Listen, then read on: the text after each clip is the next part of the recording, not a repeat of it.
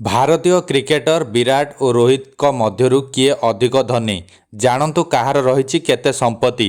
ଆସନ୍ତୁ ଜାଣିବା ଏହାର ସର୍ବିଶେଷ ଖବର ବିଷୟରେ।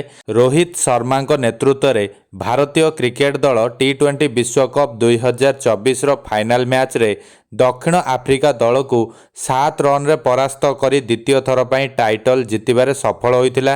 ଏହାକୁ ନେଇ ସାରା ଦେଶରେ ଉତ୍ସବ ପାଳନ କରାଯାଇଥିଲା। ଦଳର ଏହି ଚମତ୍କାର ପ୍ରଦର୍ଶନ ପରେ ଭାରତୀୟ କ୍ରିକେଟ କଣ୍ଟ୍ରୋଲ ବୋର୍ଡ ତଥା ବିସିସିଆଇ 15 ଜଣ କ୍ରିକେଟର, କୋଚ୍ ରାହୁଲ ଦ୍ରାବିଡ ଏବଂ ସପୋର୍ଟ ଷ୍ଟାଫଙ୍କ ପାଇଁ ପୁରସ୍କାର ରାଶି ଘୋଷଣା କରିଥିଲା। ସମସ୍ତଙ୍କ ପାଇଁ ମୋଟ 125 କୋଟି ଟଙ୍କାର ପୁରସ୍କାର ରାଶି ଘୋଷଣା କରାଯାଇଥିଲା। ଏବେ ପ୍ରତି 15 ଜଣ ଖେଳାଳିଙ୍କୁ 5 କୋଟି ଲେଖାଏଁ ଦିଆଯିବ ବୋଲି ଚର୍ଚ୍ଚା ଜୋର ଧରିଛି।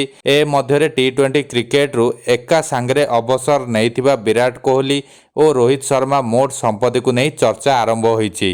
ବିରାଟଙ୍କ କଥା କହିବାକୁ ଗଲେ ସେ ମୋଟ 1050 କୋଟି ଟଙ୍କାର ମାଲିକ ଅଟନ୍ତି।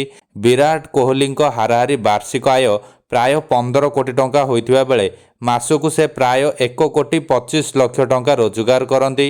ଏହା ସହ ଗୋଟାଏ ସପ୍ତାହରେ କୋହଲିଙ୍କ ରୋଜଗାର ହେଉଛି 28,84,615 ଟଙ୍କା ଏବଂ ଗୋଟାଏ ଦିନରେ ସେ ପ୍ରାୟ 5,76,923 ଟଙ୍କା ରୋଜଗାର କରନ୍ତି। ଏହାଛଡ଼ା ବିସିସିଆଇ ପକ୍ଷରୁ ତାଙ୍କୁ ବାର୍ଷିକ 7 କୋଟି ଟଙ୍କା ମିଳେ। ରୋଜଗାର ଦୃଷ୍ଟିରୁ ବିରାଟ କୋହଲି ଦୁନିଆର 100 ଧନୀ ଖେଳାଳିଙ୍କ ମଧ୍ୟରେ ଅନ୍ତର୍ଭୁକ୍ତ।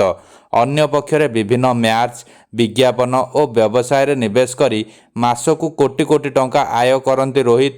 ତାଙ୍କ ସମ୍ପତ୍ତି ଦେଖିବାକୁ ଗଲେ ଏବେ ସେ ମୋଟ 114 କୋଟି ଟଙ୍କାର ମାଲିକ ଅଟନ୍ତି।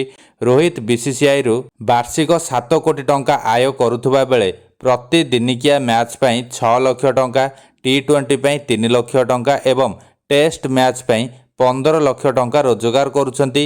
ଏହାସହ ଆଇପିଏଲ୍ ଖେଳିବା ପାଇଁ ମୁମ୍ବାଇ ଇଣ୍ଡିଆନ୍ସରୁ 16 କୋଟି ଟଙ୍କା ନେଉଛନ୍ତି ରୋହିତ। ମୋଟାମୋଟି ଭାବେ ରୋହିତ କ୍ରିକେଟରୁ ବାର୍ଷିକ ପ୍ରାୟ 30 କୋଟି ଟଙ୍କା ରୋଜଗାର କରୁଛନ୍ତି।